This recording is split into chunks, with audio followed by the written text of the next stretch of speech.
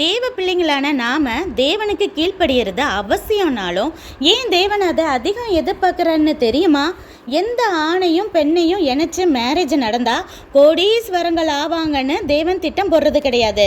யாரோட சேர்த்து வச்சா அந்த ஆத்மா தேவனுக்கு பிரியமாய் கடைசி வரை வாழ்ந்து தேவத்திடத்தில் உள்ள பிள்ளைகளை பெற்று பரலோகத்தில் முழு குடும்பமாய் நிறைய ஆத்மாக்களை கூப்பிட்டு போவோன்னு மட்டுமே பார்த்து தான் தேவ சித்தத்தை வெளிப்படுத்துவார்.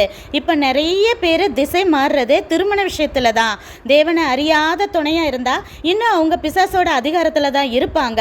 அவங்களோட சரீர பிரகாரமா இணையும் போது ரட்சிக்கப்பட்டவரையும் சோலும் அஃபெக்ட் ஆகி தேவனுக்கு பிரியமில்லாத பேர் கிறிஸ்துவ சந்ததி தான் பிறக்கும்னு கிறிஸ்தவங்கள்ல எத்தனை பேருக்கு தெரியும்? தேவ சித்தம் செய்யலைன்னா என்ன அர்த்தம்னு தெரியுமா? எனக்கு தான் தேவனை விட அதிகம் தெரியும், தேவன் வேற மோசமானது எதையாவது என் தலையில கட்டி ஏமாத்திட்டாருன்னா என்ன பண்றதுன்னு சொல்லி அவர் ஞானத்தை குறைச்சி தேவனை வெட்கப்படுத்தி பிசாசை மகிமைப்படுத்துறீங்கன்னு அர்த்தம்.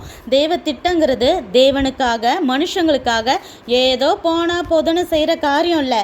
நான் எந்த நாட்டில் எந்த ஊரில் எந்த வீட்டில் இருந்தால் சேஃபாக இருப்பேனோ அதை தெரிஞ்சு தான் அந்த இடத்துல என்னை வைத்து முதலாவது என் குடும்பத்தோட ஆத்மாவையும் காப்பாற்றி என் மூலமாக நிறைய பேர் ஆசீர்வதிக்கப்படணுங்கிறதே தேவ திட்டம்னு புரிஞ்சு தேவனுடைய சித்தத்துக்கு இனியாவது கீழ்ப்படிவோமா?